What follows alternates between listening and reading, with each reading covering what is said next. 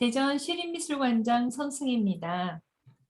2021년 세계 유명미술 특별전 트라우마 퓰리처상 사진전 15분의 특별전에 맞추어서 저희가 특별 관장 초청 대담을 준비했습니다.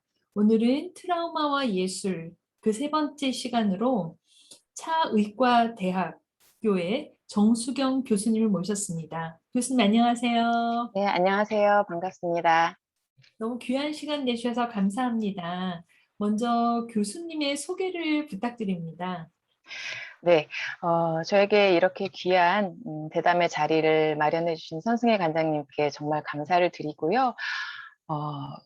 트라우마와 예술이라는 주제는 지금 또 코로나19의 상황에서 너무나 중요한 화두라고 생각을 합니다. 정서적, 심리적 지원이 중요한 이 시점에서 정말 너무나 시의적절한 전시를 준비를 하셨다는 생각이 들고요.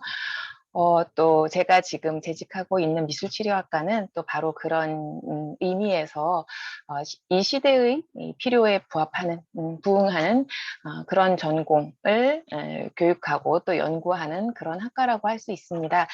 저는 원래는 미학을 전공을 했고요. 미학을 전공하는 과정에서 미술과 고통의 관계라는 것에 대해서 굉장히 관심을 많이 갖고 박사 과정에서 이제 그 주제를 가지고 연구를 하다 보니 자연스럽게 미술치료학과로 부임을 하게 됐고요.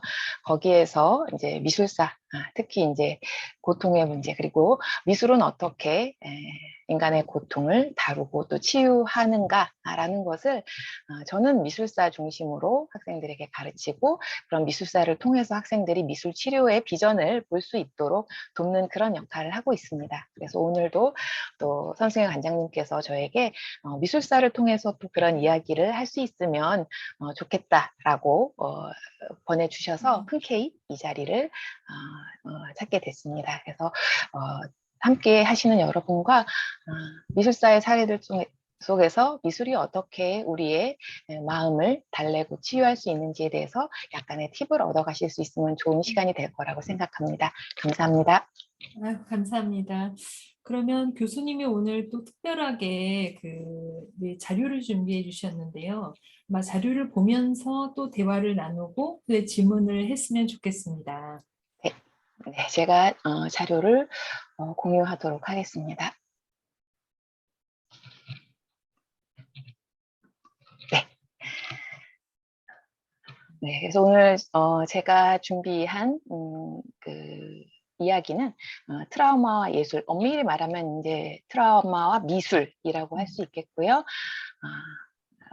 그러니까 미술 속에서 어떻게 우리는 치유의 가능성을 찾을 수 있을 것인가 라는 주제를 가지고 관장님과 대화하면서 이야기를 풀어가겠습니다.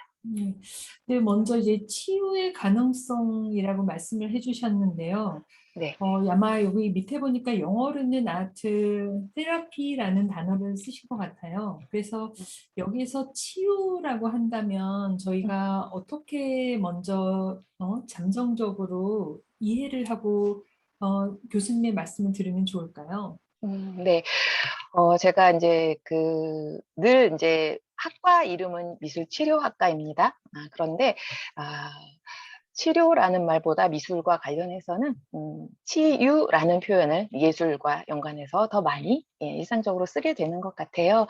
이건 아무래도 이제 치료라는 용어는 좀 더 의학적이고 그리고 그러니까 양적으로, 정량적으로 진단 이후에, 그러니까 치료의 결과를 이제 물리적이고 정량적으로 재단할 수 있는 그런 방식에 낫게 하는 것을 이제 보통 치료라고 한다면, 우리가 치유라는 표현을 쓸 때에는 어떤 우리의 상처 같은 것들은 진단을 할 때에도 양적 진단이 굉장히 어려운 고통과 상처가 있지요. 마음의 상처가 그렇거든요. 우리가 이제 사실 물리적인 상처도 뭐 이렇게 얼마나 아픈지를 0에서부터 10까지를 하고 각자 얼마나 아픈지를 표현을 해보세요 라고 해서 사실 물리적 고통도 객관화하기는 참 어렵습니다. 그렇지만 마음의 상처, 마음의 고통이라는 것, 정신적 고통은 물리적 고통보다도 훨씬 더 주관화되고 그래서 양적으로 진단하기 굉장히 어렵습니다. 진단도 그렇거니와 그러니까 그것을 낫게 해가는 가운데에서도 그 낫는 과정을 양적으로 진단해서 몇 프로 나았다, 얼만큼 나왔고, 이 단계 다음에는 그 다음 단계가 정확하게 정해진 어떤 객관적 정량화된 방법과 그 과정 속에서 그 평가되기 어려운, 말 그대로 양적 평가가 어렵고 질적으로 접근해야 되는 부분들이 있는 것 같아요. 그래서 치유라는 개념은 치료라는 개념에 비하면 조금 더 질적인 개념으로 우리가 분명히 어떤 마음의 상처가 있는데 그것에 대해서 낫게 하는 것이 돼. 뭐 약물이나 물리적인 것들에 비하면 스스로가 느끼는 질적 차원에서 더 나아짐. 그래서 마음의 평화를 되찾는 것. 이제 이런 것들을 이제 치유라고 이야기를 하면 좋을 거라고 이제 생각이 됩니다. 그리고 이건 앞으로 우리가 트라우마라는 주제를 다루면서 트라우마라는 개념에는 특히나 치료라는 개념보다는 치유라는 개념이 좀 더 적합할 수 있다라는 이야기를 다시 뒤에서 드리도록 하겠습니다. 말씀을 들어보니 이제 좀 더 질적인 것, 네, 그다음에 눈에 보이지 않는 마음의 상처들이 조금 더 잘 낫는 것이라고 저희가 네, 생각을 하면서 교수님의 말씀을 들어보도록 하겠습니다. 네. 네, 그래서 실제로 사실 나는 너무 고통스러운데 음, 남들은 문제가 없다라고 느낄 때, 이제 이럴 때가 사실은 어떤 면에서 치유가 필요한 시점이라고 생각해도 괜찮으실 것 같아요. 아마 모든 분들이 내가 그래라고 생각하시는 경우들이 있을 거라고 생각합니다. 네, 그래서 그런데 이제 그러니까 예술이 특히 미술에 치유의 힘이 있다라는 것이 이제 미술 치료학의 기본 이제 명제거든요.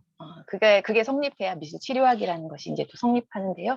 그러다 보니 미술 치료학과의 교수님들이 가장 많이 받게 되는 질문 중에 하나가 미술이 그렇게 치유의 힘이 있다면 도대체 굉장히 유명한 미술가들 예컨대 반고 같은 사람은 왜 왜 끝끝내 자살했냐? 왜 그는 그렇게 위대하고 훌륭한 작품들, 누가 봐도 너무나 탁월한 작품을 남겼는데 왜 자살했을까?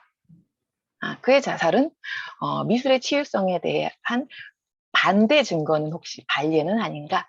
라는 이제 질문을 받게 됩니다. 저도 이 질문을 받은 적이 있었어요. 처음 부임해서 이제 교수학술 세미나를 하는데 어떤 분이 이 질문을 하시더라고요.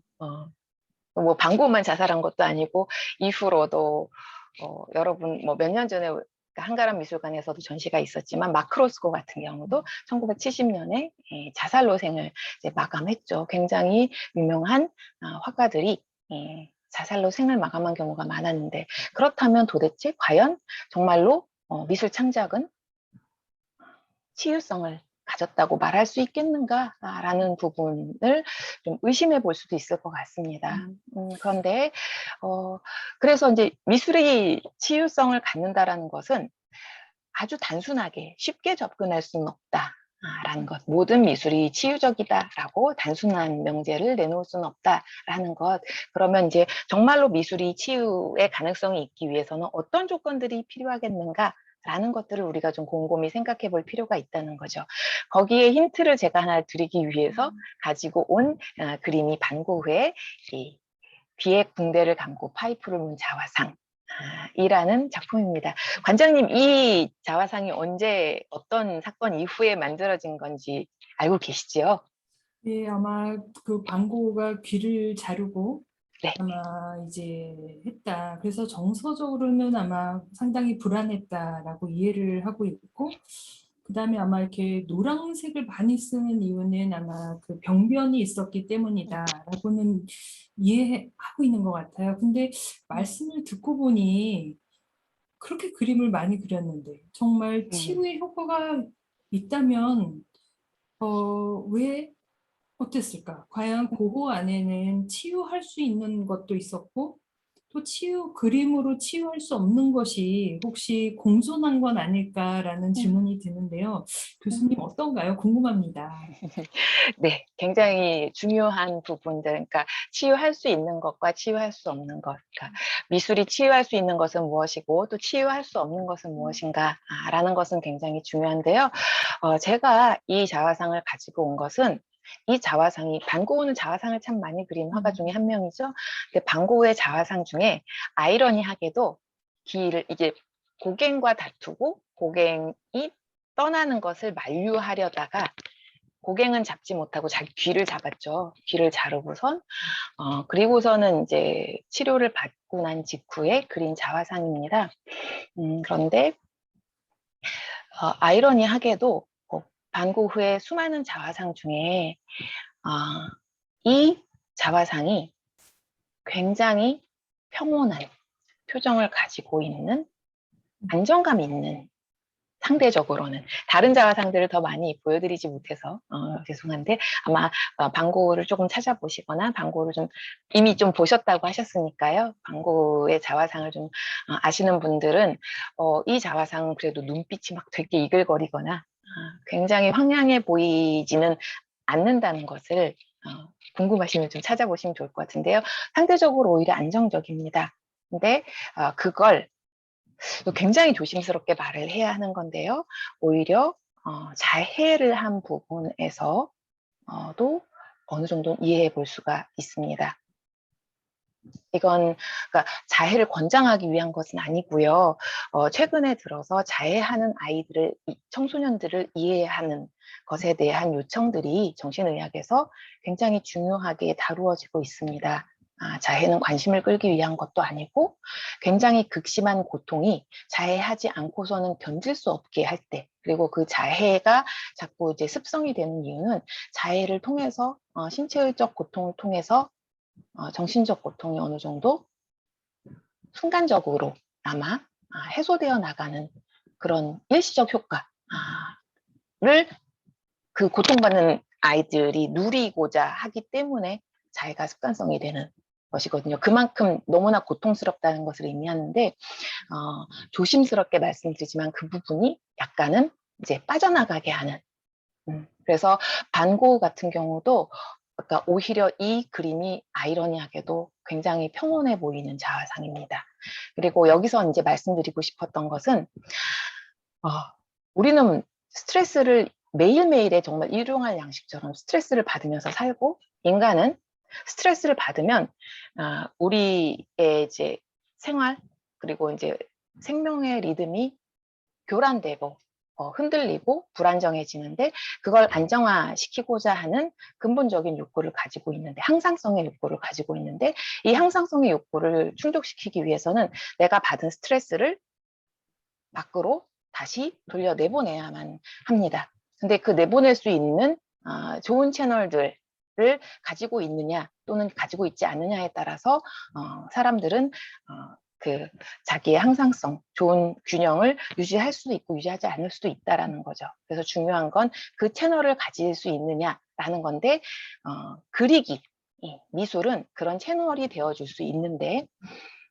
이때의 반 고흐는 너무나 극심한 스트레스, 불안, 고통 속에서 그림 그리기만으로는 되지 않고 자해하는 데까지 나갔고 자해 이후의 그림을 그리는 것들을 통해서 안정감을 찾아가는 그런 모습을 자화상에서 보여주고 있다라고 이야기를 할 수가 있습니다. 그러나 지금 이제 관장님 잘 말씀해 주신 것처럼 이 시기에 특히 이제 고갱과 결별을 한 이후로 반 고흐는 정신적으로 굉장히 불안정해집니다. 원래도 불안증이 있었는데 신경증이 있었는데 반 고흐는 독특한 캐릭터였던 게 본인이 셀프 진단을 너무 잘하는 사람이었어요. 그래서 이 이후에 스스로가 자기 진단을 해서 나는 동생 태우한테 편지를 쓰죠. 나 아무래도 그냥은 안 되겠고 정신병원에 들어가야 될 것 같아.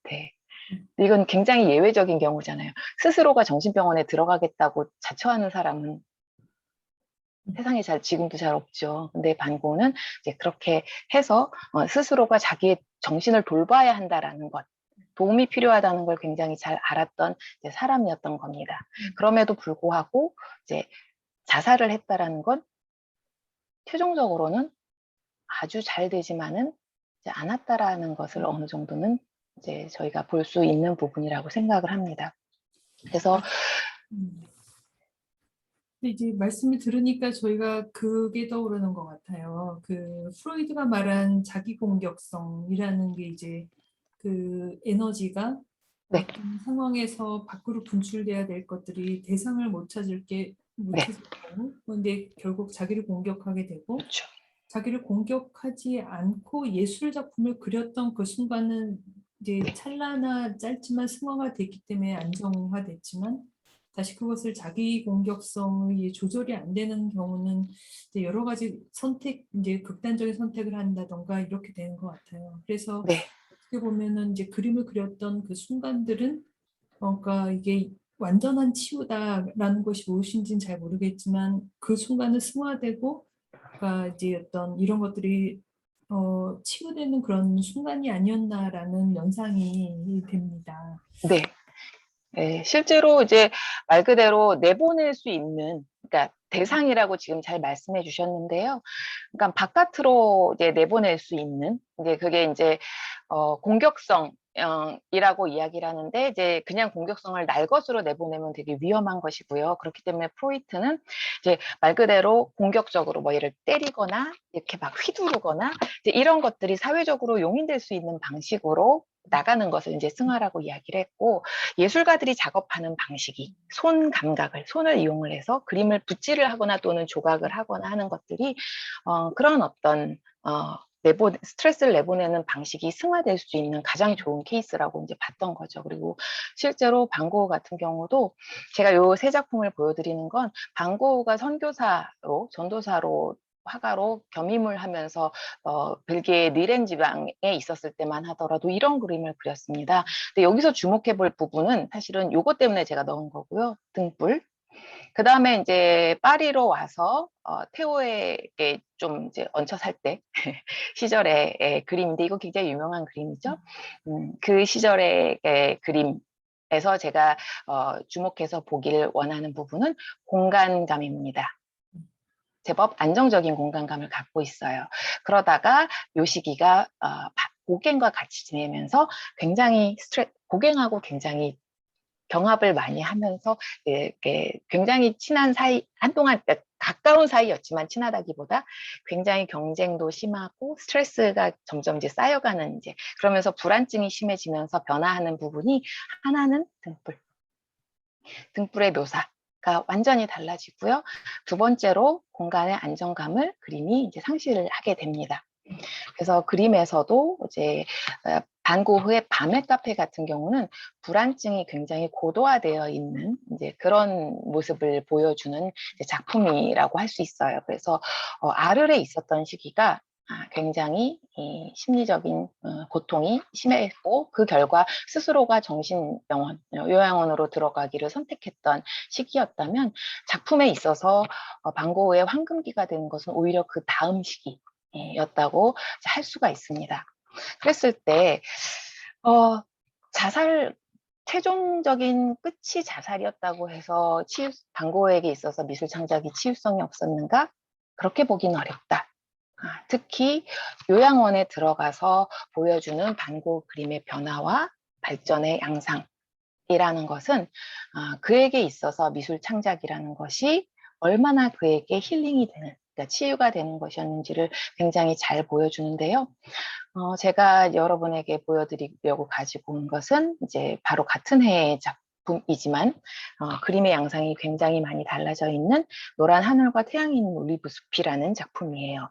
반 고흐의 가장 전형적인 트레이드 마크라고 할 수 있는 구불구불한 브러쉬 스트로크가 거의 올 오버 페인팅의 수준으로, 그러니까 비록 우리가 이거를 정말 땅이 보이고 올리브 나무가 보이고 저 멀리 산이 보이고 하늘과 태양 이글거리는 이제 태양이 다 구분돼서 보이긴 하지만 그럼에도 불구하고 잘 보시면 이제 그 루돌프 아른하임 같은 그 예술 심리학자가 이제 그런 이야기들을 하는데요. 이게 어떤 물론 이제 반 고흐에 대한 평가가 아니라 세잔에 대한 평가에서 그런 이야기를 하는데 비슷한 이야기인데 붓질이 대상의 경계에서 끝나는 것이 아니라 하나의 붓질의 패턴이 대상의 경계를 넘어서 화면 전체를 패턴으로, 리듬으로 이제 지배하는 단계까지 그림에서 나아가게 되면 대상이 무엇인지는 그렇게 중요하지 않다는 거예요. 이미 그러니까 대상은 하나의 모티브, 그냥 빌려오는 계기가, 그림을 그리는 계기가 되는 것이고, 그림을 그리는 행위와 진짜 동기는, 그래서 이 어떤 대상을 보고 어떤 그림을 그리든지 간에 이 그림이라는 하나의 세계, 그러니까 내가 받아들이고 있는 세계에 리듬과 질서를 부여해서 내가 바라보는 것으로부터 불안정성이라는 것을 완전히 제거하고 제어하는 데 있다는 겁니다. 약간 통제감이라는 단어도 떠오르는 것 같아요. 그래서 어떤 불안을 말씀하신 대로 붓질을 통해서 네. 대상을 자기 것으로 하면서 네. 어떤 대상을 자기 안에서 통제할 수 있다. 말씀하신 대로 제어할 수 있다. 네. 이렇게 또 보니 고흐 그림이 아주 달라 보입니다. 네.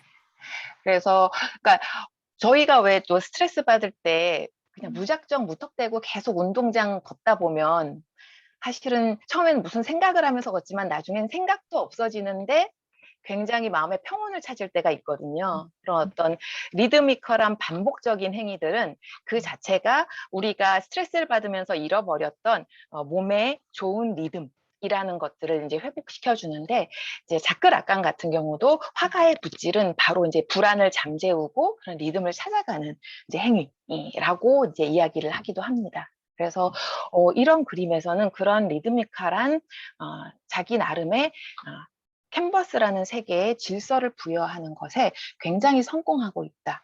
그리고 아까 관장님께서도 말씀하셨지만 뭐 이제 황시증이라는 병변 때문에 노란색을 굉장히 많이 그러니까 쓰게 되고 또 선호하게 됐다고 하지만 또 노란색이 갖고 있는 색채 심리학적인 효과는 굉장한 안정감을 주는 거거든요. 유치원 버스, 유치원 체육복, 가방, 모자가 다 병아리 노란색인 것은 색채 심리학에 기인하는 것입니다. 그리고 그것이 갖고 있는 파장 때문이기도 하고요. 그래서 반 고흐가 노란색을 이 시기에 굉장히 즐겨 썼던 것은 단순히 병변 때문이 아니라 그건 압생트 때문에 생겨난 황시증 때문이었다라고 이야기가 되는데, 그 황시증은 사실 압생트 끊으면 없어지는 것이었다고 해요. 근데 안 끊었다는 거죠.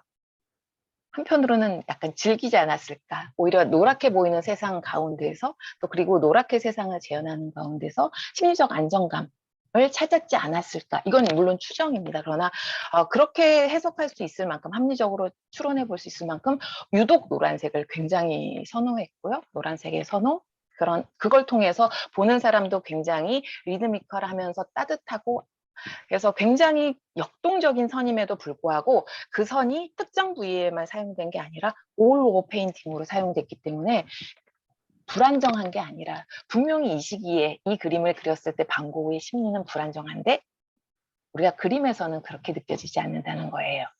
그림은 굉장히 리드미컬하다고 느끼지 불안하다고, 그건 큰 차이가 있거든요. 역동적인 것에는 불안의 역동이 있고 리드미컬한 역동이 있는데, 반 고흐의 이 그림은 리드미컬한 역동을 성취해냈다는 거죠. 이게 이제 치유라는 겁니다. 불안해서 그 역동을, 그러니까 이걸 이제 소위 말하는, 그러니까 프로이트가 이야기하는 마음에서 묶이지 않고 언바운드돼서 흘러나가는 에너지를 묶어줬을 때 이제 안정화되는 것, 에너지를, 우리 리비도의 에너지를 안정화시킨다라는 이야기를 하는데, 이제 이런 그림들은 이제 안정화됨으로써 힘은 있으되 역동감은 있으되 이것이 굉장히 쾌적하고 유쾌하고, 오히려 그래서 생동감 있는, 그래서 반 고흐의 그림을 보면 오히려 불안한 게 아니라 기분이 좋아지는, 그래서 보는 사람이 힘을 얻는. 그래서 제가 루브르 갔을 때 가장 좋았던 작품이 모나리자보다도 반 고흐의 이 낮잠이라는 그림이었습니다. 그래서 이런 그림을 그릴 수 있게 되었고, 이런 것은 반 고흐에게 있어서 그림 그리는 예, 미술 창작이 분명히 자기 치유적인 힘을 발휘하고 있었다라고 여겨지는 부분들입니다. 그래서 이 시기까지의 작품들은, 그러니까 이 시기 한 89년 후반에서 90년 초반까지 한 1년 정도죠. 만으로는 한 1년 정도의 시기가 전성기입니다. 반고의 그림의 전성기이고요. 아이러니하게도 가장 정신적으로 불안정했던 시기에 자기를 보듬고 달래고 자기 내면, 그리고 자기의 그 내면의 눈으로 사실은 마음의 눈이 불안정하면 보이는 세계도 불안정하기 때문에 나의 같은 경우는 처음에 굉장히 불안정해 보였지만 그걸 넘어서서 화폭의 현실과는 다른 모습이죠. 실제와는 다르지만 나름의 질서와 리듬을 갖고 있는 좋은 그림을 그려낼 수 있는 데까지 이르렀다고 평가해 볼 수 있다. 그것이 이제 바로 반고에게 미술 그리기가 치유적이었다라고 볼 수 있는 부분이라고 이야기해 볼 수 있을 것 같습니다. 말씀을 듣고 보니까 왜 이렇게 사람들이 반고 그림을 좋아했는지 알 수 있을 것 같아요. 아마 그 도달한 치유적인 어떤 상황, 그다음 상태, 그 표현이 아마 사람들의 마음속에 다가갔고 그게 아마 그걸 공감해서 그 그림을 그렇게 많은 사람들이 좋아하는구나 라고 오늘 이해가 이제 됩니다. 네, 저도 사실 그 루브르 가면 굉장히 피곤하거든요. 그림이 너무 많아서 그림에 치여서 작품에 치여서 실은 너무 압도당하는 느낌을 받고 되게 피곤했는데 이 그림 앞에서 사실 계속 몸은 피곤한 상태였는데 이 그림 정말 작은 그림인데 이 그림을 보고 있는데 제가 다 낮잠을 좀 이게 남이 이런 소리 하면 제가 웃긴다고 얘기를 할 텐데 제 경험이다 보니 정말로 잘 쉬고 난 것처럼 너무 힘이 솟는 거예요. 그래서 저도 좀 뭐 별이 빛나는 밤 다른 어떤 것보다도 저는 이 낮잠이라는 오수라는 작품을 통해서 반고가 정말 대단한 화가구나라고 저는 이제 개인적으로는 경험을 했었습니다. 그래서 반고가 장 프랑스와 밀레의 작품을 참 많이 모작했는데요. 나머지 작품들은 저는 대체로 그냥 밀레께 낫다라고 생각하는데 이 작품 하나만큼은 밀레의 작품은 좀 어떻게 보면 이제 정말 농부들이 되게 지쳐서 고나게 자고 있구나라는 느낌만 준다면 반고의 작품은 고나게 자고 있는 저 사람들을 보는데 나는 힘이 나는 그 기묘한 그런 힘을 갖고 있는 작품이라고 이제 느꼈는데 브러쉬 스트로크 그다음에 또 색상이 주는 약간 보색에서 살짝 비껴가 있어서 너무 야하지는 않으면서 굉장히 힘 있는 색상 대비에 또 힘도 있다고 생각이 됩니다. 자, 그럼에도 불구하고 이제 마지막 남은 거 그때 왜 자살했냐? 라고 이제 하는 질문이 남을 텐데, 그래서 제가 보여드리고 싶은 건 이 작품하고 잠깐 이제 눈에 담아두시고요. 요거 반고가 죽기 2주 전까지 작업했다고 알려져 있는 이제 마지막 작품입니다. 까마귀가 있는 밀밭이라는 작품을 한번 어떻게 갖거나 다른지를 관장님 어떻게 갖거나 다르게 보이실까요? 뭐 이제 개인적인 취향인 것 같은데요. 저는 뭐 말년 작품이 훨씬 더 저한테는 울림이 큰 것 같아요. 그래서 그 이유는 이제 앞에는 조금 안정을 구도도 그렇고 이제 안정됐다면 마지막에는 마치 모차르트의 레퀴엠을 듣는 것 같은 웅장함이 좀 느껴집니다. 그래서 그 마지막에 도달하게 되는 그 영혼의 끝 이런 것이 시각적으로도 표현된 게 아닐까라는 게 하나가 있고 하늘이 사실은 위를 검게 그리는 게 쉽지가 않은데 이제 뭐 이제 밀려오는 죽음의 그림자 그래서 한편의 그 대서사시로 있는 것 같다고 좀 표현을 할 수 있을 것 같네요. 네. 그래서 이 작품을 놓고서 이 작품이 이제 의견이 분분합니다. 그러니까 반고의 죽음을 예견하는 작품이다. 라는 의견 또는 거기에 대해서 아니 뭐 이게 마지막 장이고 이걸 그리고 죽었기 때문에 그런 해석이 붙는 거다. 그림 자체에서 어떻게 우리가 그런 해석을 해낼 수 있느냐. 라는 의견이 이제 팽팽하게 대립합니다. 그런데 제가 이제까지 이제 이야기했던 것에서 비추어 본다면 브러쉬 스트로크가 갖고 있는 힘, 그러니까 의미라는 부분에서 본다면 이 그림의 브러쉬 스트로크는 1889년에서 90년 전성기에 특히나 이제 올리브 나무가 있는 그 풍경에서 보여지는 브러쉬 스트로크하고는 분명히 질적으로 이제 좀 다른 특징들을 보여주죠. 그러니까 전체를 아우르는 패턴과 리듬으로 수렴되지 않는 이제 그림입니다. 그래서 그것이 무엇을 의미할까라는 것. 그러니까 굉장히 이 마음이 그러니까 이게 이제 마음의 풍경이라고 했을 때 마음의 풍경을 아까 이제 관장님이 사용하셨던 용어를 쓴다면 자기 통제하에 이제 두지 못하고 있는 상태 같은 것들이 이제 고스란히 그렇다면 이제 그림에 드러나고 있는 것으로 보아야 하지 않을까라는 이제 그런 해석을 해볼 수 있다라는 거죠. 그리고 그래서 이제 가다듬어지거나 그렇게 되기보다는 그리고 붓질 자체가 훨씬 더 빠르게 그려진 붓질.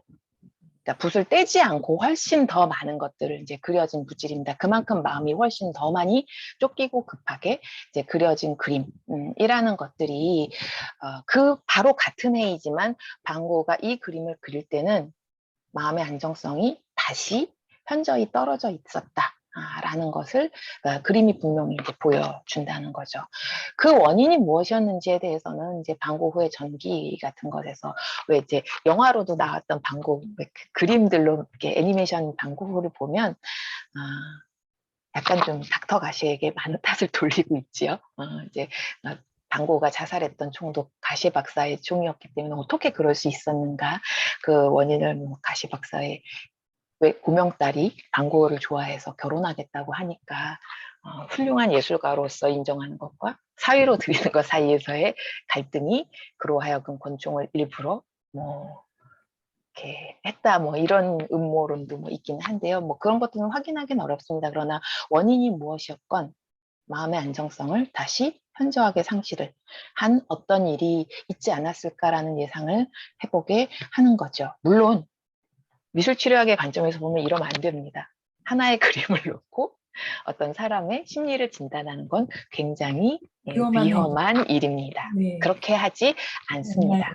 왜냐하면 네. 예술도 마찬가지인 것 같은데요. 사실은 사람의 마음이 단순하지가 않고 굉장히 다양하고 다각적이고 그렇기 때문에 사실은 사람인 건데 네. 어떤 미술 시각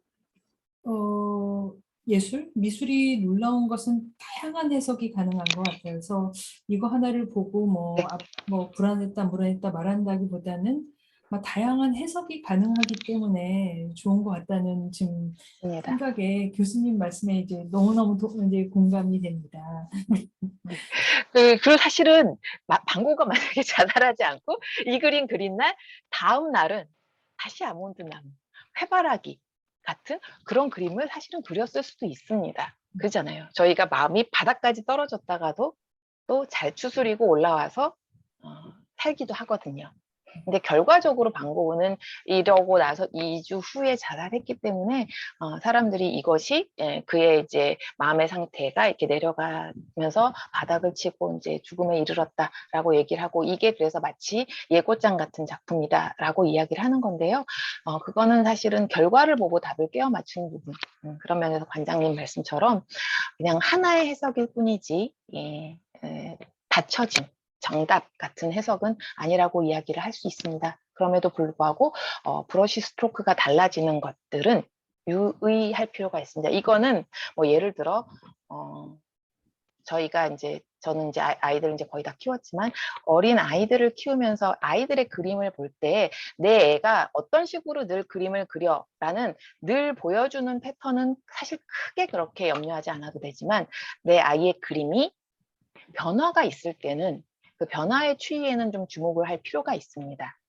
그래서 선의 양상이 변하거나 아니면 필압이 변한다거나 이제 형태가 현저하게 변한다거나 언제나 이제 그러니까 변화는 때로는 배운 것에 의해서 오기도 하지만 그런 것하고 무관하게 무의식에 의해서 변화가 오기도 해요. 그래서 변화에 대해서는 좀 주목을 하는 것은 중요하다. 그런데 하나의 케이스를 놓고 보는 것이 아니라 조금 더 장기적으로 쭉 보면서 염두에 두는 것, 그건 중요하다고 이야기를 할 수가 있겠습니다. 근데 이제 그 그림도 이제 궁금하면서 아까 로스코 말씀도 해주셨는데 이제 네. 너무나 이제 궁금증이 더 나오는 것 같아요. 그래서 또 다른 화가들은 또 어떻게 또 자기의 마음을 표현하는 데 음, 특징들이 있는지 정말 네. 궁금하네요. 네. 그래서 뭐 이제 로스코 같은 경우가 이제 비슷하게 뭐 이제 그 예술연당에서 전시 섰을 때 이 음, 작품이 왔었죠. 마지막 유작이었던 레드가 왔을 때 요 밑에 이제 옆에 이제 텍스트 써 있는 게 어떤 여성 미술사학자가 이 그림을 보자마자 누가 로스코 좀 말려달라고 이 사람 지금 죽으려고 한다고 근데 사람들이 다 말도 안 되는 소리를 하고 했는데 그러고서 곧 로스코가 이제 자살을 하는 바람에 이게 또 더 이제 유명해진 이제 작품이었습니다. 그래서 그 사람에게 이제 어떻게 그런 생각을 했느냐라고 했을 때 이제 그 이론, 그러니까 미술사학자가 얘기한 것도 바로 그림이 달라졌기 때문이라는 거였어요. 변화 때문이었다는 거죠. 그래서 로스코의 가장 대표적인 특징이 그러니까 유화로 그리면서 물감이 이제 경계면에서 색면의 경계면에서 이렇게 잘 스며드는 것처럼 그래서 우리가 그걸 보고 있노라면 우리의 내면으로 또는 생각의 깊이로 빠져들 것 같은 어떤 생각의 심연으로 빠져들 것 같은 그런 느낌을 주는 것이 이제 이런 이제 경계면 처리가 로스코 그림의 굉장히 중요한 특징적인 부분인데 이 그림을 보면 일단 재료가 아크릴이고요. 아크릴로 바꾼 지는 좀 됐지만 어떤 그림들은 아크릴로 그리고 어떤 그림은 유화를 썼지만 굉장히 거칠게 예. 그래서 자기의 가장 중요한 특징적인 부분, 그리기 부분을 포기했다는 것. 이것에서 이제 이 미술사가는 이 사람이 이제 자기의 자기됨을 포기한다라는 것은 화가에게 있어서는 굉장히 좋지 않은 시그널이라고 이제 자기는 해석했다라는 거였죠. 그리고 본인의 자녀의 자살 경험 그리고 자기가 그 시그널을 빨리 캐치하지 못했던 것, 그 이후로 이제 그런 것들을 눈여겨봤다라는 이야기를 이제 한 바가 있었습니다. 그래서 음, 어떤 뭐 예를 들어 핏빛이라서라기보다는요, 붉은색은 모든 색은 다 다의성을 갖고 있죠. 그래서 붉은색이라서 피와 죽음을 상징하는 것은 아니고요. 말 그대로 변화라는 것에 주목해서 볼 수 있을 것 같습니다. 자, 있으시죠? 그래서 네. 네. 그럼 이제 앞으로 작가 작품을 볼 때 그 화풍의 변화를 좀 앞으로는 유심히 봐야겠다라는 생각이 좀 드네요. 네, 네, 변화가 이제 중요하다고 생각을 합니다. 그래서 실제로 아까 이제 다른 작가들도 얘기를 하셨지만, 어, 그러니까 작품이 언제나 이제 그러니까 그러니까 어떤 치유와 연관되어 있는 작가라고 해서 언제나 치유적일 수만은 없고요. 많이 오락가락합니다. 그러니까 방고만 이렇게 오락가락하는 게 아니고요. 대부분의 미술을 통해서 스스로를 치유하고자 하는 작가들의 작품들도 굉장히 좀 더 과격하게 말하면 퇴행을 거듭하는 경우들도 이제 많이 보이는데 대표적인 케이스가 트레이시 에민이라는 영국 영 브리티시 아티스트 YBA 세대죠. 이제 더 이상 영하진 않습니다. 이들이 63년생이니까 이제 거의 이제 환갑을 이제 바라보는 이제 나이들이긴 한데요. 80년대 후반에 90년대 초반부터 이제 세계적인 주목을 받았던 작가입니다. 그래서 트레이시 에민의 작품 중에 가장 치유적인 작품의 대표작이라고 할 수 있는 게 바로 이 1995년작 나와 잔 모든 사람들 1963에서 95라는 작품이에요. 그러니까 이 작품이 또 되게 유명세를 탔던 게 어떤 큐레이터가 이 작품 제목 보고서 제대로 작품을 안 보고서 비평을 막 썼거든요.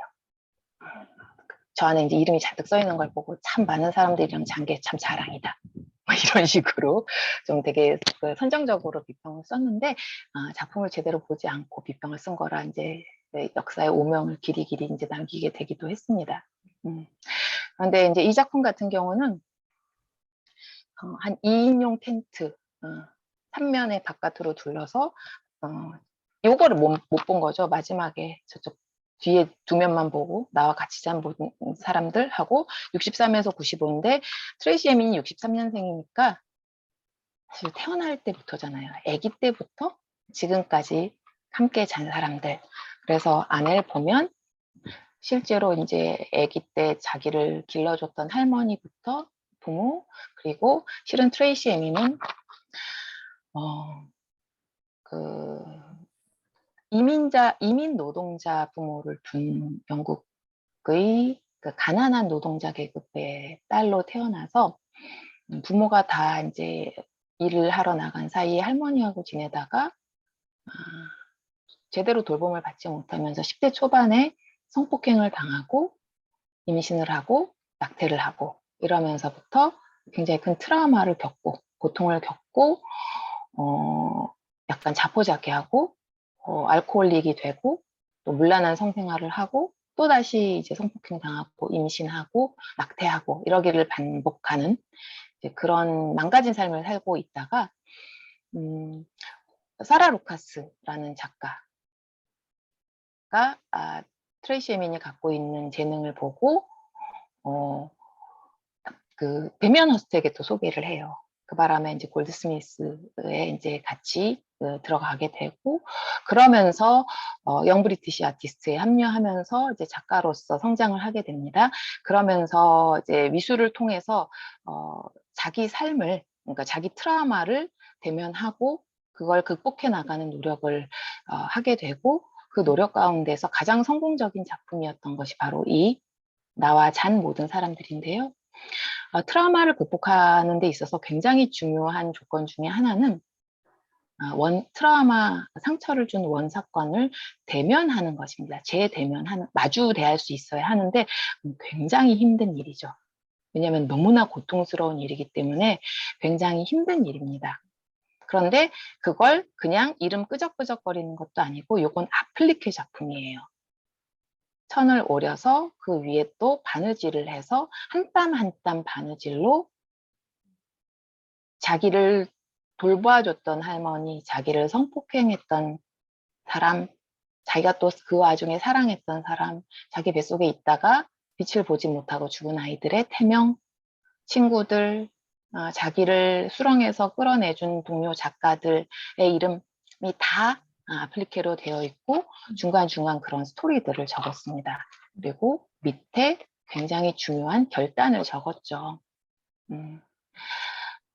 보통 트라우마를 겪으면 망각의 기제에 많이 의존합니다. 그런데 절대 잊지 않겠다 라는 선언을 하고 있어요. 대면하고 극복해 나가겠다 라는 선언을 하고 있습니다. 그래서 이 텍스트 아플리케라고 이야기를 하는데요. 글자를 아플리케로 수놓은 것은 이것이 이제 의미하는 바는 재대면하면서 트라우마를 줘서 나에게 내가 대처하지 못하고 의미화하지 못하고 나를 그냥 나에게 충격을 주고 그냥 무의식으로 관통해서 내려갔던 그 사건을 끄집어내서 내 스스로가 어떻게든 받아들일 수 있는 의미들로 이렇게 봉합해낸다. 그리고 바느질은 그 자체가 또 봉합의 의미를 갖고 있죠. 그래서 텐트가 자기의 세계를 상징한다면 그 세계 안에 나에게 트라우마로 남았던 그 모든 이름들을 다 하나하나 나의 세계 속으로 봉합해내고 그거를 외면함으로써 트라우마 속에 계속 갇혀있는 대신 하나하나를 다 봉합해서 내 세계 속으로 들여놓음으로써 잊지 않음으로써 나는 살아가겠다라는 선언을 하고 있는 작품입니다. 그러니까 굉장한 작품이라고 이야기를 할 수 있는데 여기서 이제 중요한 조건이 그냥 뭔가 막 손을 휘둘러서 뭔가 리듬을 맞춘다고 해서 되는 것이 아니라 말 그대로 나를 고통스럽게 하는 원인을 대면하고 그걸 내 삶 속으로 나의 현실로서 끌어들일 수 있는가라는 것. 그것이 이제 굉장히 중요한 조건이 되고 그것 자체를 받아들이지 못한 상태에서 스트레스를 계속 내보내기만 하는 것은 언젠가는 이제 한계에 맞닥뜨리게 된다는 것입니다. 그래서 그것이 이제 굉장히 중요한 조건입니다. 작가가 아주 용감했던 것 같아요. 네, 보니까 이 작품을 교수님을 말씀을 듣고 보니 굉장히 정신분석적이구나 이런 생각 들고 집 안에 자기의 트라우마를 말로 이제 언어로 만들고 말씀하신 대로 이게 봉합이구나 이런 생각이 들면서 작가가 너무나 용감하다 네. 마주할 용기가 있었다는 것에 대해서 어떻게 감상자로서는 사실은 진짜 박수를 보내야겠구나, 뭐 이런 생각이 듭니다. 근데 이제 이 작품이 굉장히 쉽지 않은 것 같은데, 과연 여기서 우리가 좀 물어야 할 것은, 예술 창작이라는 게 뭔가? 한번 묻고 싶은 지점이 된 것 같아요. 사실은 음, 크리에이티브, 뭔가를 창의적이다. 뭔가를 창작한다라는 말에서 이 작품의 의미가 뭔지 음. 어떻게 이해하면 좋을까요? 우리가 이제 미술사를 놓고 보면, 그러니까 이제 현대 미술이 굉장히 이제 복잡해졌지만요. 현대 이전까지 근대 미술에 있어서 가장 중요한 화두는 무엇이었을까요?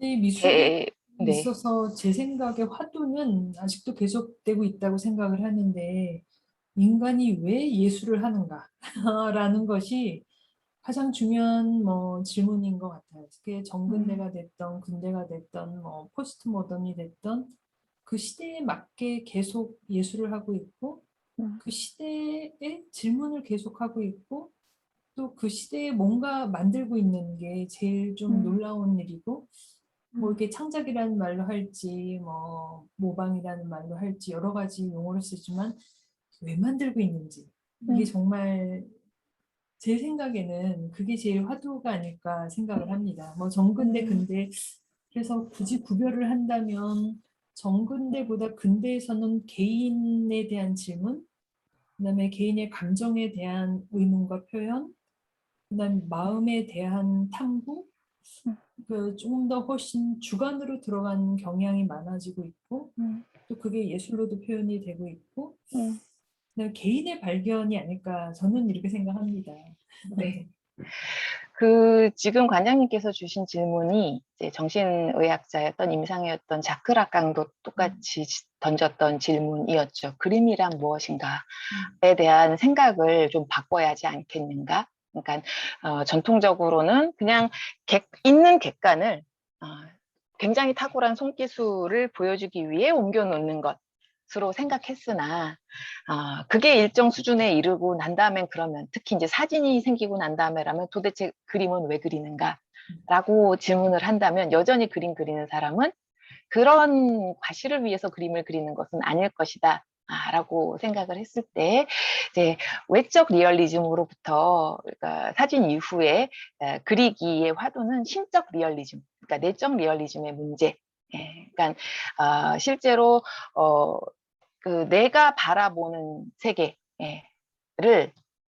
외화시켜서 구현하는 것이 또 미술의 목표가 되는 화가들이 굉장히 많은 것 같습니다. 전부는 아니지만 그랬을 때 예술 창작이라는 것은 결국 인간의 욕구 중에 굉장히 근원적인 욕구 중에 하나인데 어, 객관적으로 주어져 있는 세계가 내가 사는 세계 는 아니다라고 우리가 느낄 때가 많이 있을 때, 이제 내가 사는 세계, 내가 느끼는 세계, 내게 의미 있는 세계라는 것을 시각화하고자 하는 그런 욕구들, 소위 말하는 이제 심적 리얼리즘이 이제 예술의 굉장히 중요한 하나의 동력이 된다고 생각을 하고요. 그걸 이제 조금 쉬운 말로 하면 이제 표현이겠죠.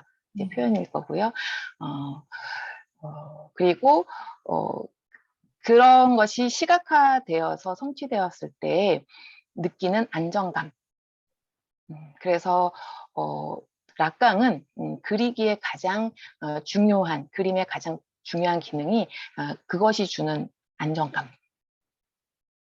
그러니까 우리를 안정스럽게 느끼게 하는 것이라고 이제 그렇게 이야기하기도 했습니다. 그래서 내가 내 세계를 시각화해서 구현할 수 있음과 없음 사이에서는 심리적 안정감에 있어서 굉장히 큰 차이가 있을 수 있다라고 이야기해 볼 수도 있을 것 같습니다. 정말 미술의 놀라운 힘을 이제 안정감과 또 연결할 수 있다고 생각하니까 아마 오늘의 주제인 것 같은데 아마 치유의 힘이 어떤 표현을 통한 안정감으로 이어지는구나라는 이제 큰 흐름이 이제 느껴지면서 굉장히 좋은 것 같습니다. 그러면은 또 이 작품 말고도 이제 더 어떤 이런 안정감으로 도달한 음. 트라우마를 마주하면서 안정감으로 도달한 이런 작품들이 또 있을까요? 사실 트레이시 에민 같은 경우는 요새도 뭐 가끔 방송에 나오지만 자꾸 이제 또 술병 들고 막 담배 이렇게 막 물고 이렇게 나타나서 이제 영국 미술계의 악동, 이제 이런 이미지를 하고 작품 활동은 사실은 90년대 이후에는 그리 활발하지 못한 부분이 있습니다. 그리고 오히려 조금은 이제 좀 퇴행적인 면모를 보이고 있는데요. 의식 향상은 분명히 이런 작품에서 이루어냈지만 어, 트레이시 에민 같은 경우는 심적 안정성을 완전하게 확보하는 데까지 나가지 못한 것처럼 이제 보이기도 하는데, 보면 좀 전에 그 텐트 작업을 하기 이전에 굉장히 이제 그 어떤 성적인 고통, 그러니까 트라우마의 원인이 됐던 것에 대한 성폭행에 대한 것이 계속 반복적으로 드로잉에서 이제 나타나다가 텐트 작업에서 좀 이제 잘 극복한 것처럼 보였지만 뒤에 가서 97년에 보면 아무것도 변한 것 같지 않아. 아무것도 날 못 바꿔놓을 것 같아라는 약간 이제 뭐랄까 비관적인 그런 것들도 나타나고, 그래서 나는 내가 신의 구원을 필요로 하는 것처럼 나한테는 아직도 예술이 필요해. 그러니까 뭔가 예술이 자기에게 치유적이라고 생각하지만 치유가 필요한 상황이라는 그런 고백.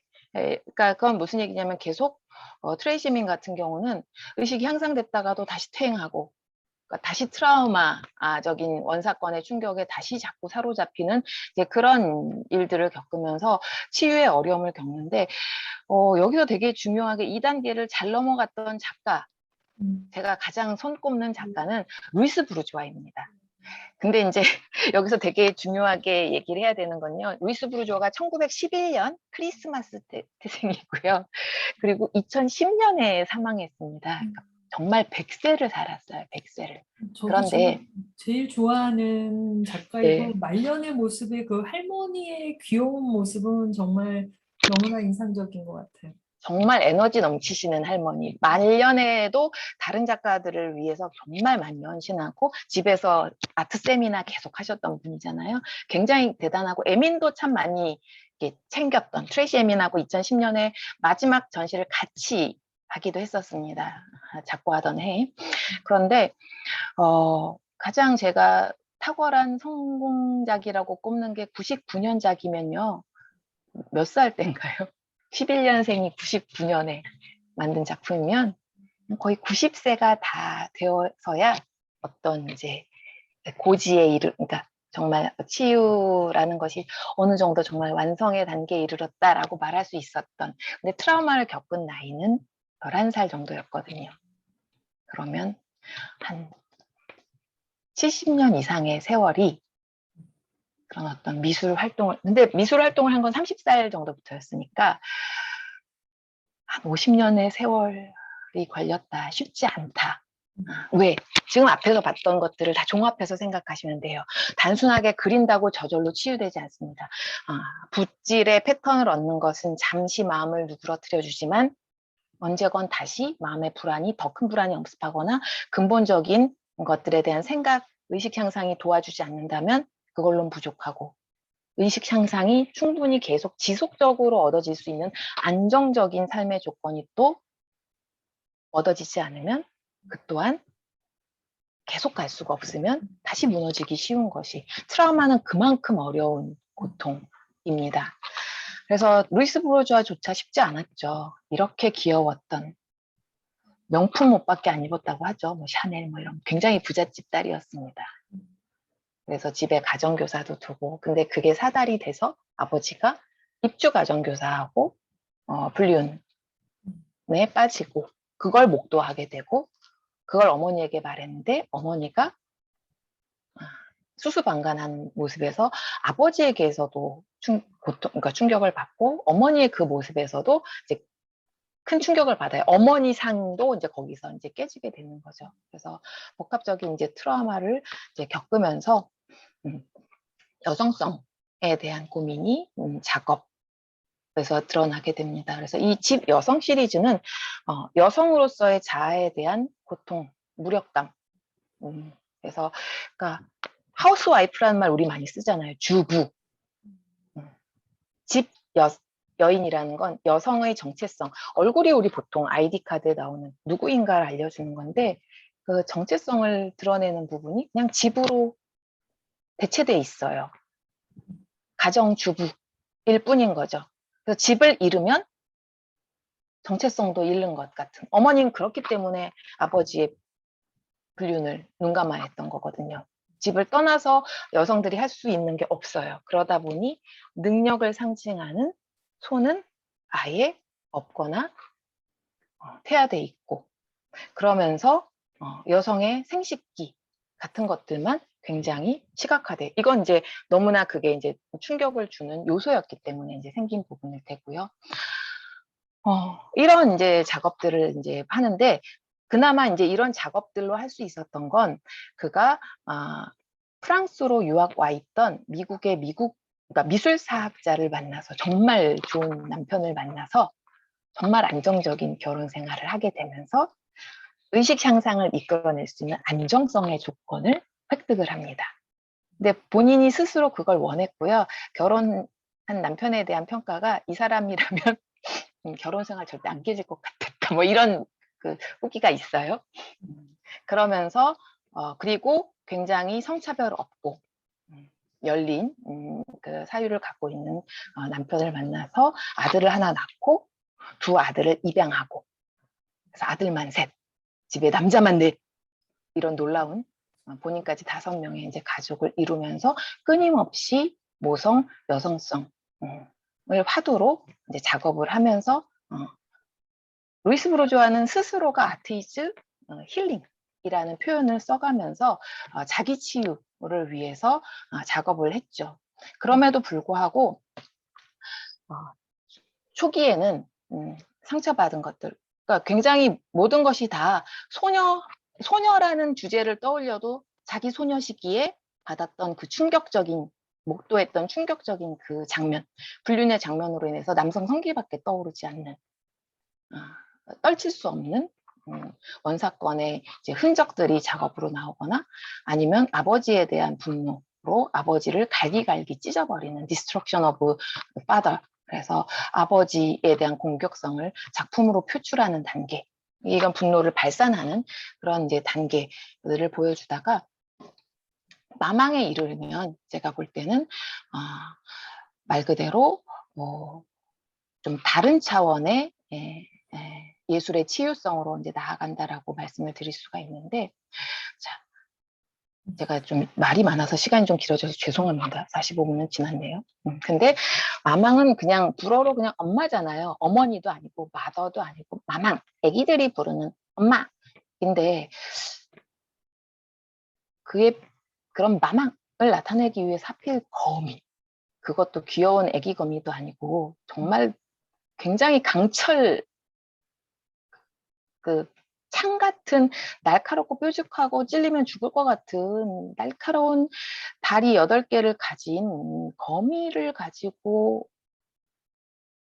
왜 마망이라는 제목을 붙였을 거라고 관장님, 루이스 브루어를 좋아한다고 하시니까. 뭐지, 엄마에 대한 인정이었던 것 같아요. 그래서 루이스 브루조아가 이제 엄마에 대한 원망이 너무 많았는데 왜 말하지 못했느냐, 그 상황에 대해서 왜 본인의 상처를 회피했느냐에 대해서 평생 묻다가 나중에 이제 이 작품을 할 때쯤엔 엄마가 계속 직접 텍스타일을 하는 모습을 떠올렸고, 그 이제 짠다는 것에 이제 검이라는 상징을 가지고 들어오고, 그래서 이제 그 엄마에 대한 인정인 것 같아요. 왜냐하면 본인도 엄마가 됐고, 그다음에 항상 루이스 브루조아의 작품들은 이제 거미가 알을 갖고 있잖아요.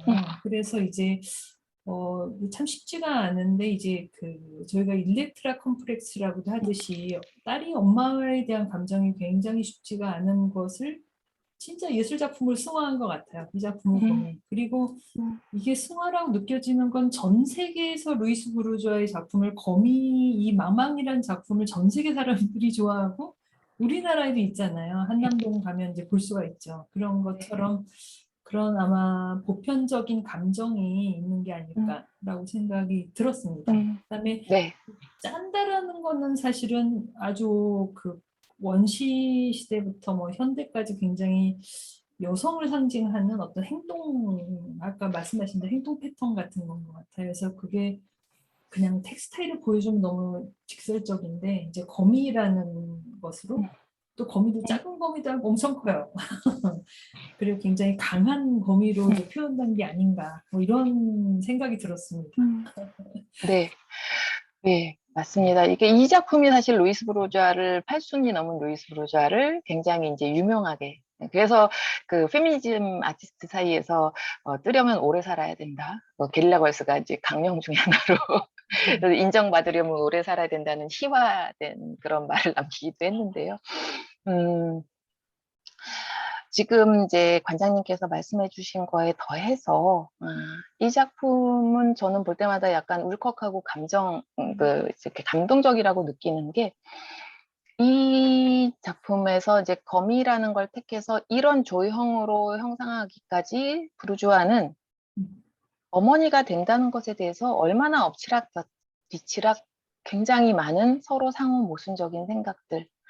어떤 날은 엄마란 이래야지 라고 생각했다가 또 다른 날은 엄마란 이럴 수 없는 거야. 아니 왜 이런 굉장히 혼란스럽고 복잡한 생각들 속에서 어느 한편으로 기울 수 없는 모성에 대한 복잡한 생각들이 마침내 형상화될 수 있었던 것. 이게 무슨 얘기냐면요. 우리나라 지금 이제 한남동에 인지는 없습니다. 지금은 이제 저기 아니시 카푸어가 서 있고요. 리움에는 더 이상 이제 마망이 없습니다. 들어간 지 몇 년 됐는데요. 지금 이제 이게 마망의 가장 제가 이제 이 빌바오 걸 사진을 보여드린 이유는 리움 거는 그렇게 안 돼 있어서인데 마망을 가장 제대로 감상할 수 있는 곳은 바로 이 알집 바로 밑에의 자리입니다. 근데 빌바오 구겐하임은 둘레길 동선이 그 자리를 거치도록 아예 해놨어요. 그래서 그냥 이 작품을 감상하려고가 아니라 이 길을 걷다 보면 이 밑을 지나가고 그러다 보면 그냥 자연스럽게 한번 올려다보고 여기서 멈추게 되면 가장 좋은 자리에서 마망을 감상하게 되는데요. 이 자리에 서면 저 리움에서 그 자리에 섰다가 저기 아저씨들이 휘슬 불고 와갖고 쫓겨났었거든요. 근데 다른 데는 다 그 자리에 가서 보라고 합니다. 근데 아무튼 가면 이율배반적 감정을 휩싸여요. 거미 원래 다리 이렇게 안 생겼죠. 몸통이 있고 양쪽으로 4개씩인데 브루스와는 이거를 방사형으로 만들었습니다. 이것이 갖는 효과는 한편으로는 하나의 방 안에 내가 안전하게 들어와 있는 느낌이 들어요. 근데 동시에 쇠창살로 된 감옥에 갇힌 느낌도 들어요. 그리고 이 다리는 나를 지켜주는 것인 동시에 굉장히 공격적이기도 하죠. 방어적인 동시에 내 새끼는, 내 알집은, 저 안에 들어있는 대리석 알들은 굉장히 잘 보호되어 있지만 청동과 스틸 합금으로 되어 있는, 게다가 이 뾰족하고 굉장히 강해 보이는 이 다리 한번 찔리면 바로 죽을 것 같지 않나요? 모성이라는 것이 어떤 것인가? 내 자식을 지킨다고 하지만 지킨다는 이유 하에 굉장히 가둬놓는 것이기도 하고 또 내 자식을 지키기 위해서라면 다른 것들에 대해서는 굉장한 공격성을 발휘할 수도 있고 우리는 살면서 모성의 이름으로 이루어지는 굉장히 이율배반적이고 모순적이고 납득하기 어려운 여러 가지 양상들을 보게 돼요. 근데 그중에 어떤 게 진짜 모성일까? 솜사탕 같고 구름 같고 착하기만 하고 보들보들 야들야들한 것만 모성일까? 그렇진 않을 거거든요. 그리고 또는 비겁한 모성은 어떨까? 루이스 브루조의 엄마처럼. 비겁한 모습과 또 책임감 있는 모습과 이게 언제나 반대일까? 그 비겁한 모습이 또 때로는 책임감을 위한 것이진 않았을까? 그런 고민들이 다 같이 녹아들었을 때 나올 수 있는 조형. 이조영이 아니었을까라는 생각을 하게 되더라고요.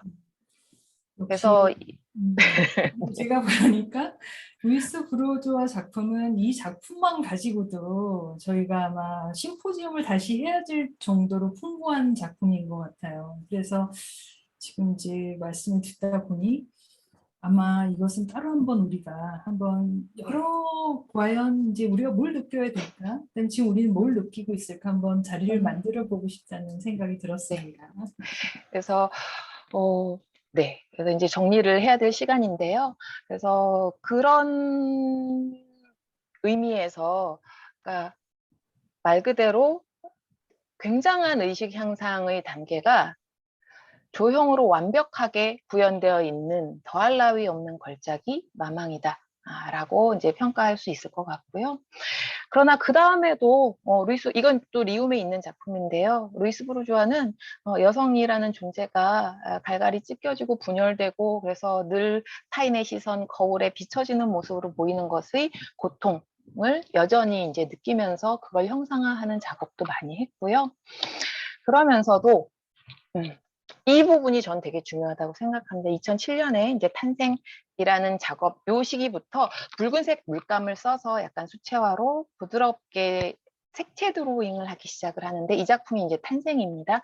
제가 탄생이라는 작품을 갖고 온 건 이 시기에는 어찌 보면 꽃 같기도 하면서 약간 꽃 같은데 이제 사실 잘 들여다본 꽃이 아닌 여체를 형상화하는 작품을 하다가 그게 나중엔 꽃이 돼요. 그런데 이제 이게 이 탄생은 실제로 트라우마의 치유라는 것은 내가 트라우마를 겪기 전으로 돌아가는 것이 치유가 아니라 아까 이제 치유가 무엇인지 관장님 처음 질문하셨는데요. 치유는 내가 트라우마를 겪기 전, 다치기 전 상태로의 복원이 치유가 아니고 그게 아니고 내가 그걸 겪고 난 다음에도 현실 속에서 살아갈 수 있는 적절한 새로운 가치관, 아까 마망이 보여줬던 것처럼 어린아이가 가졌던 엄마 아빠에 대한 생각은 깨졌어요. 아버지의 불륜을 보고 어머니의 비겁함을 보면서. 근데 80년을 더 살면서 아버지는 어떤지 모르겠지만 어머니에 대해서는 자기가 어머니로 살면서 모성이라는 것에 대해서는 그전 게 아니라 완전히 새로운 모성에 대한 가치관을 세우면서 어머니를 받아들이고 회복할 수 있게 된 거죠. 그런 새로운 가치관을 수립하는 것이 치유의 핵심입니다. 그리고 그게 루이스 부르주아의 말년 작업에서는 그래서 가족이라는 화두가 계속 주제로서 이제 나오는데 그게 꽃으로 형상화되게 됩니다. 그래서 전 이 작품을 되게 좋아하는데요. 이 작품의 마지막 작품입니다. 이 12개의 작품에 그러니까 연작으로 되어 있는 꽃, 제 가장 중요한 메시지를 혹시 관장님 읽어내실 수 있을까요? 이번 트라우마와 예술 전시에서 저희가 제일 인용한 시가 하나 있어요. 그래서 저희가 미당 서정주의 무슨 꽃으로 문지르는 가슴기에 이리도 살고 싶은가라는 식구를 전시의 첫 서두로 이제 냈는데요. 아마 그런 것과 통하지 않나라는 이제 생각이 듭니다. 네. 그러니까 이제 그래서 아닐까요? 네, 네, 이 5개의 꽃몽오리가 있잖아요. 모든 그림이. 예, 이건 루이스 브로자의 가족 초상이라고 해도 틀리지 않습니다. 자기, 남편, 낳은 아들, 가슴으로 낳은 아들 둘, 해서 5인데요.